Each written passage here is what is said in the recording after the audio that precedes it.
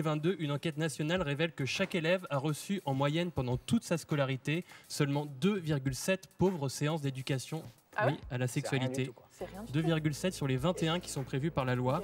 Au Conseil à l'égalité entre les femmes et les hommes, moins d'un quart des filles de 13 ans savent comment représenter leur propre sexe, alors qu'elles sont la moitié à savoir représenter le sexe masculin. Ça, c'est Rosario Perazzolo Masrohan. C'est la co-autrice et co-réalisatrice de cette série. Et cette photo, elle a été prise dans un TEDx où elle raconte le monde en fauteuil roulant et comment lutter pour les droits des personnes en situation de handicap. Rosario défend son œuvre. Elle dit « En grandissant, je n'ai pas vu de personnage avec un corps similaire au mien. Je n'ai par ailleurs jamais rencontré de réalisation en situation de handicap. Nous devons créer nos propres espaces et raconter nos histoires, montrer nos points de vue. Par la représentation, on crée l'identité. » Mais détrompez-vous, 1,20 m, ce n'est pas uniquement une série sur le handicap. C'est avant tout l'itinéraire d'une jeune adolescente de 17 ans, pleine de vie et pleine d'envie surtout.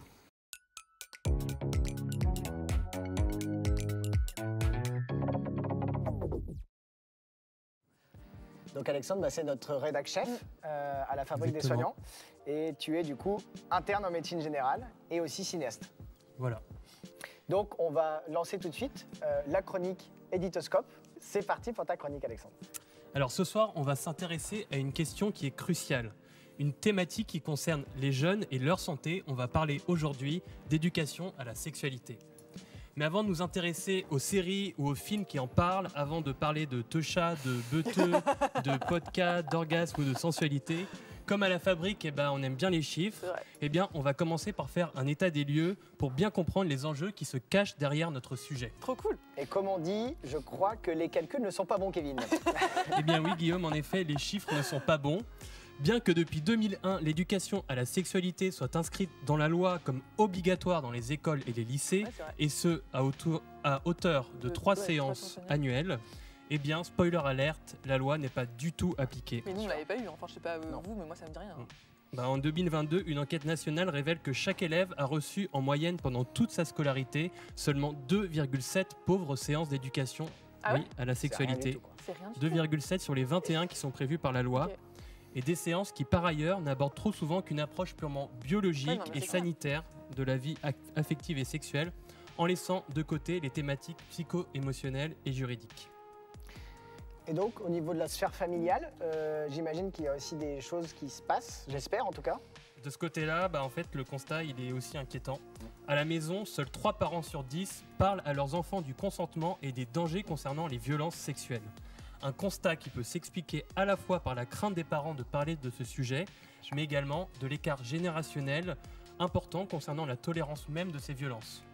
Quand près de la moitié des jeunes femmes de 18 à 25 ans se posent la question de savoir si elles ont subi des violences au sein de leur couple, seuls 8% des femmes de plus de 65 ans se posent la même question. Ah oui, d'accord. Donc finalement, on a 8% d'un côté et de l'autre, la moitié, ça tu disais quasiment la moitié des jeunes femmes de 18 à 25 ans. Un écart gigantesque. C'est énorme.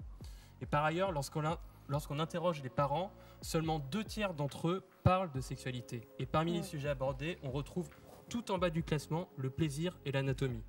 Et le constat est là, les jeunes et en particulier les filles méconnaissent leur corps et le plaisir féminin reste tabou.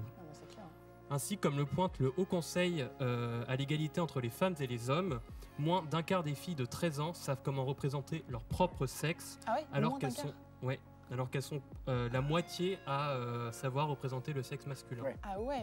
Et puis un chiffre étonnant, à 15 ans, une fille sur 4 ne sait pas qu'elle a de clitoris. Le clito quoi? Oh, c'est nul. Mais voyons, Guillaume, le clitoris. Souviens-toi, dans la série Sex Education, diffusée sur Netflix, j'adore cette série. Jane Milburn, mère du personnage principal et psychologue spécialisé en sexologie, en fait la présentation.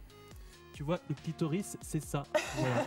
C'est ce petit bout de chair qui se trouve au sommet des grandes lèvres. Mais le clitoris, ce n'est pas que ça. Le clitoris, c'est exactement tout ça. Voilà. Et quand on ne fait pas d'éducation à la sexualité, on arrive à ces constats-là. Et quand on n'apprend pas à l'école ou quand on n'apprend pas à la maison, Eh bien, malheureusement, c'est le porno qui s'en charge, et là, c'est la cata. Avec des conséquences terribles, oui. Ouais. Parce que depuis son accessibilité en ligne, gratuitement, il n'a jamais été aussi simple pour les mineurs d'accéder à des contenus pornographiques. Ainsi, à 12 ans, près d'un enfant sur 3 y a déjà été exposé. À 12 ans, à 12 ans. Une exposition à des images toujours plus sexistes et toujours plus violentes à l'égard des femmes, tendant ainsi à valoriser la domination masculine, une terrible représentation de la sexualité qui amenuise toujours plus l'égalité femmes-hommes. Si l'on ajoute à cela l'essor des réseaux sociaux ainsi que leur effet de viralité, la conséquence est l'amplification des phénomènes de réputation et de harcèlement sexiste. Bon, ok, là on commence la chronique avec effectivement un peu de noir.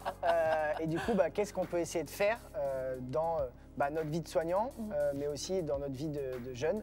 Qu'est-ce qu'on peut essayer de faire pour que ça change? Et pour Juana, qui connaît mieux que personne la question du harcèlement en ligne, la solution c'est que la jeunesse elle-même se batte pour que l'institution éducative applique enfin leur droit à l'éducation à la sexualité. Du coup, c'est qui Juana? Juana, c'est le personnage principal d'1m20. Une mini-série diffusée sur Arte. Ah, Arte, c'est trop bien. De 6 épisodes de 15 minutes. C'est une coproduction argentine et française qui est magistralement interprétée par Marisol Agostina Irigoyen. Juana, c'est elle. Elle au milieu de sa bande de potes qui sont en train de se battre pour que son école accepte enfin de prodiguer aux élèves des cours d'éducation à la sexualité. Voilà. Et sur cette photo-là... Alors la photo qui arrive juste après. Juste après. Là on voit du coup Juana et du coup là. Voilà, ça c'est Rosario Perazzolo Mastrohan. C'est la co-autrice et co-réalisatrice de cette série. Et cette photo, elle a été prise dans un TEDx où elle raconte le monde en fauteuil roulant et comment lutter pour les droits des personnes en situation de handicap. Et donc une réalisatrice, une comédienne, un personnage principal en situation de handicap, c'est effectivement pas très habituel de voir ça. Donc j'imagine que ça a dû avoir des conséquences pour elle, mais aussi pour les personnes qui regardent. Exactement. En fait, c'est vraiment la particularité de cette série, c'est de casser les stéréotypes associés à la représentation des personnes en situation de handicap. En s'éloignant des schémas habituels d'œuvres cinématographiques et audiovisuelles écrites, réalisées, jouées par et pour les valides. Et c'est comme ça d'ailleurs que Rosario défend son œuvre. Elle dit « En grandissant, je n'ai pas vu de personnage avec un corps similaire au mien. Je n'ai par ailleurs jamais rencontré de réalisation en situation de handicap. Nous devons créer nos propres espaces et raconter nos histoires, montrer nos points de vue.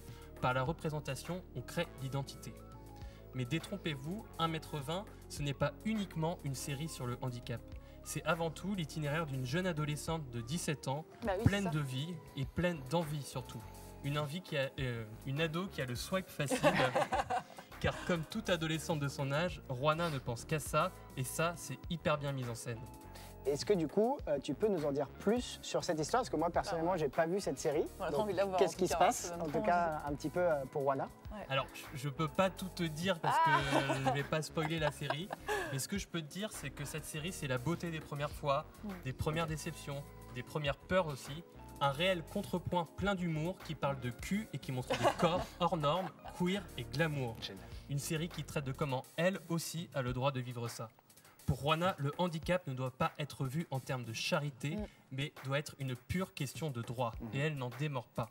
Entourée de son gang de choc, il, elle et Yel défendent un juste accès à l'éducation sexuelle, et ça, c'est validé. Forcément, ça nous parle. Ça, c'est sûr. C'est complètement le type de message qu'on défend à la fabrique. C'est clair. Mais pour autant, cette œuvre n'est pas un message. Bien qu'elle puisse être perçue comme éducative, elle l'est avant tout par l'émotion qu'elle fait ressentir. C'est une proposition artistique à part entière, et il faut dire que ça saute aux yeux.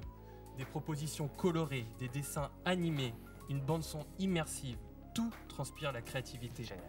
Donc pour résumer 1m20, c'est déjà une série qui représente super bien le handicap, sans jamais tomber ni dans le validisme, ni dans le misérabilisme. Et ça déjà c'est super cool.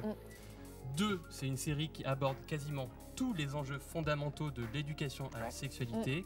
Et 3, enfin et surtout, c'est une série qui met réellement en avant la jeunesse et qui la dépeint vachement bien. Une jeunesse inclusive, qui sait ce qu'elle veut, qui sait baiser, qui sait lutter et qui a une réelle conscience du rapport de force.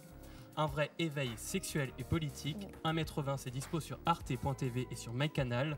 Un petit bijou de série que je vous recommande chaudement. Et pour vous faire une idée plus précise de ce qu'est cette série, bande-annonce. C'est parti.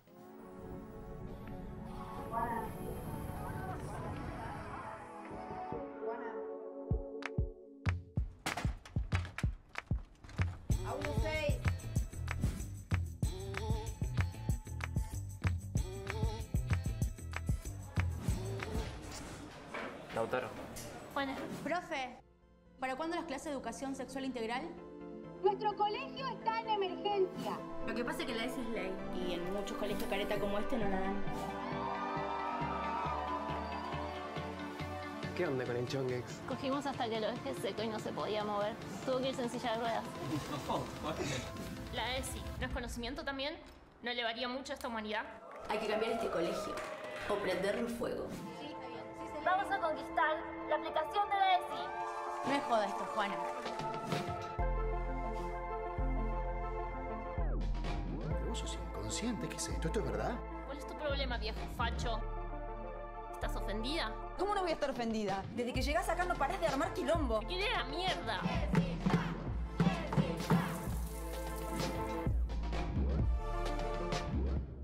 ¡Hacemos la toma!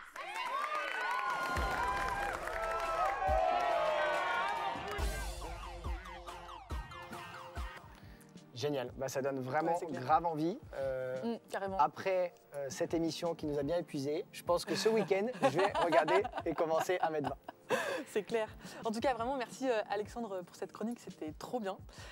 En tout cas, toutes les personnes qui suivent la Fabrique des Soignants pourront retrouver l'extrait après l'émission. Et puis pas que, puisque tu vas aussi développer pas mal de contenu en format court, notamment sur nos réseaux sociaux. Et donc, on a hâte de te retrouver pour ça. Exactement, ça va être des formats écrits sur Instagram, Okay. où vous pourrez retrouver plusieurs choses, dont des portraits, des recommandations culturelles, et voilà, j'ai hâte de vous retrouver aussi sur les réseaux. En tout cas, tu as déjà des fans. Il y a Marjavik qui te dit top la chronique.